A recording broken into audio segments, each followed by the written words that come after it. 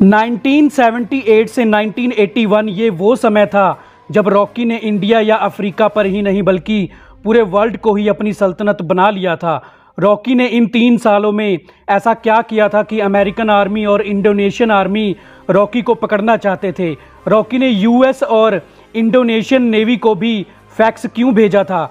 Rocky ने जानबूझकर Indian navy से उस जगह पर अपने शिप पर हमला करवाया जहां इंडियन ओशियन के बीचों बीच गहराई 20,000 फीट है। इतनी गहराई से सोना निकालना तो दूर, ढूंढना भी मुश्किल था। रमिका सेन को CIA ऑफिसर ने रॉकी के 16 देशों में किए गए क्राइम्स की फाइल दे दी है और अनंत इंगालगी की लाइब्रेरी में न्यूज़ 24 के ऑफिस में काम करने वाले पियन को KGF चैप्टर 3 की कॉपी भी मिल गई है। मतलब चैप्टर 3 में रॉकी की लाइफ से जुड़े और ज़्यादा रहस्य खुलने वाले हैं। चैप्टर 3 की कहानी को ईयर 1978 से शुरू किया जाएगा जब रॉकी ने अधीरा को घायल करके छोड़ दिया था और दुबई के इनायत खलील ने रॉकी के साथ बिजनेस करना शुरू कर दिया था। उस समय रमिका सेन भी प्राइम मिनिस्टर नहीं बनी थी। गोल्ड के बिजनेस के साथ साथ रॉकी एनर्जी के बिजनेस में भी पैसा कमाना चाहता था। उन दिनों एनर्जी जैसे पेट्रोल, डीजल, नेचुरल गैस के बिजनेस में भी बड़े बड़े क्रिमिनल्स और मिनिस्टर शामिल हो गए थे। रॉकी जान चुका था कि जैसे गोल्ड के बिजनेस को समझने के लिए रॉकी को KGF जैसे बड़े समंदर में कूदना पड़ा था, वैसे ही एनर्जी के बिजनेस को समझने के लिए रॉकी को इंडिया से बाहर अमेरिका जाना पड़ा। अमेरिका जाकर रॉकी ने उसके रास्ते में आने वाले सभी माफिया डॉन्स को मार दिया। लेकिन धीरे धीरे रॉकी को समझ में आने लग गया था कि गोल्ड और एनर्जी के प्रॉफिटेबल बिजनेस में सिर्फ 1-2 कंट्रीज के माफिया डॉन्स ही नहीं बल्कि पूरे वर्ल्ड में इन बिजनेस को पाने के लिए जंग चल रही है। रॉकी को इतने बड़े साम्राज्य को पाने के लिए जरूरत थी एक भरोसेमंद और उसी की तरह एक मूनस्टर की। रॉकी को वो मिल गया था, फरमान, जिसको हम चैप्टर 2 में देख चुके हैं। फरमान को अधीरा ने जान से नहीं मारा था, जिंदा छोड़ दिया था, क्योंकि अधीरा चाहता था कि फरमान अधीरा के खौफ के बारे में रॉकी को जाकर बताए। फरमान खूंखार अधीरा से डरा तो नहीं बल्कि फरमान रॉकी के पास जाकर रॉकी को कहने लग गया कि वो खुद अधीरा को अपने हाथों से मारना चाहता है। रॉकी फरमान की वफादारी और बहादुरी से इम्प्रेस हो गया था, इसलिए रॉकी ने फरमान को उसकी माँ और KGF से दूर अमेरिका भेज दिया था। रॉकी की प्लानिंग तभी से शुरू हो गई थी। रॉकी ने फरमान के साथ मिलकर अलग अलग 16 कंट्रीज के गैंगस्टर्स को एक एक करके मार दिया।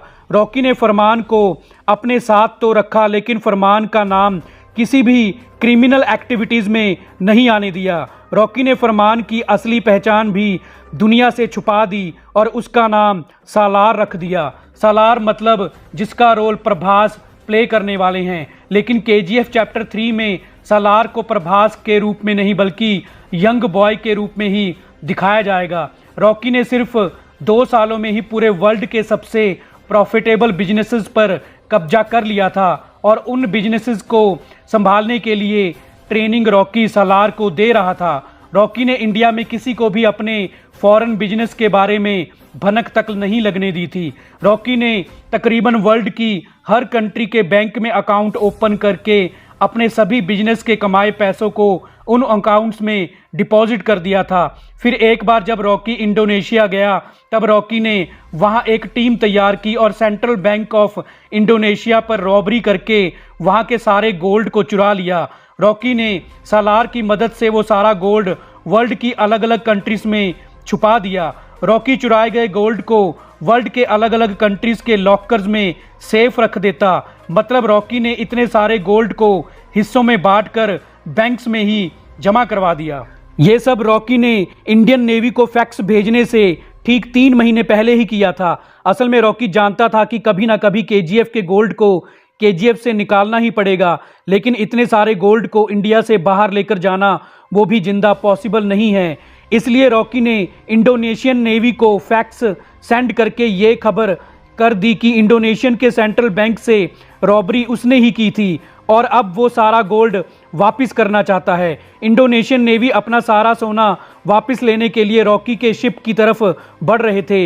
यूएस नेवी को रॉकी ने इसलिए फैक्स भेजकर इंडियन ओशियन में बुलाया था क्योंकि सीआईए रॉकी को कई सालों से पकड़ना चाहती थी, लेकिन जब रॉकी को अपने आंखों के सामने मरते हुए अमेरिका ने देखा तो अमेरिकन नेवी ने ये मान लिया कि रॉकी मर गया है और उसकी सर्च वारंट की फाइल को हमेशा के लिए क्लोज कर दिया गया। दूसरी तरफ इंडोनेशियन नेवी कैसे भी तरह से रॉकी के द्वारा लाए गए केजीएफ के गोल्ड को इंडियन ओशियन की गहराइयों से निकाल लेती है और रॉकी पर रॉबरी का केस भी क्लोज हो जाता है। इधर रमिका सेन भी ये मान चुकी होती है कि रॉकी उस अटैक में मारा गया है और सारा गोल्ड समुद्र की गहराइयों में खो गया है और इंडियन गवर्नमेंट का केजीएफ पर कब्जा हो गया है। अभी रमिका सेन सीआईए के द्वारा दी गई रॉकी के फॉरेन क्राइम्स की रिपोर्ट पढ़ ही रही होती है, तभी रमिका सेन के पास खबर आती है कि केजीएफ में रॉकी ने जिस बॉक्स में अपनी मां की अस्थियों को दबाकर जमीन के अंदर रखा हुआ था वो बॉक्स केजीएफ से कोई निकाल कर ले गया है। ये खबर सुनकर रमिका सेन चौंक जाती है क्योंकि ये सिर्फ रॉकी ही कर सकता है, मतलब रॉकी अभी जिंदा है। असल में ये सारी प्लानिंग रॉकी ने पहले ही कर ली थी। रॉकी जान चुका था कि इतने क्राइम्स करने के बाद पूरा सिस्टम उसके पीछे पड़ जाएगा, इसलिए रॉकी ने पहले केजीएफ का सारा गोल्ड केजीएफ से निकाल लिया और फिर उतना ही गोल्ड रॉकी ने जो पहले से ही इंडोनेशिया की बैंक से चुराया था सेफ जगह पर रख दिया। उसके बदले में इंडोनेशियन गवर्नमेंट को केजीएफ का गोल्ड दे दिया गया। रॉकी के शिप पर ब्लास्ट होने से पहले ही रॉकी शिप से समुंदर में जंप कर चुका था और सालार जो पहले से ही रॉकी की प्लानिंग जानता था रॉकी को वहां से अपनी बोट में ले गया। अब दुनिया के लिए रॉकी मर चुका है, इसलिए रॉकी के खिलाफ सारी फाइल्स क्लोज हो चुकी थी। लेकिन दोस्तों कहानी अभी यहीं पूरी खत्म नहीं होती क्योंकि सालार जो प्रशांत नील की अगली आने वाली फिल्म है उसमें हमको केजीएफ मूवी की झलक देखने को मिलने वाली है। और क्या रमिका सेन ये जान पाएगी कि रॉकी अभी जिंदा है, क्योंकि किसी को भी रॉकी की लाश नहीं मिली थी। हर कोई ये समझ रहा था कि इतने गहरे समंदर में शायद रॉकी को कोई समुद्री जानवर खा गया होगा, लेकिन रॉकी द मूनस्टर अभी जिंदा है। और अब रॉकी क्या कर रहा है या क्या करेगा ये हम आपको केजीएफ चैप्टर 4 फैन थ्योरी की वीडियो में बताएंगे। तो हमारी आज की वीडियो को पूरा देखने के लिए आपका थैंक्स।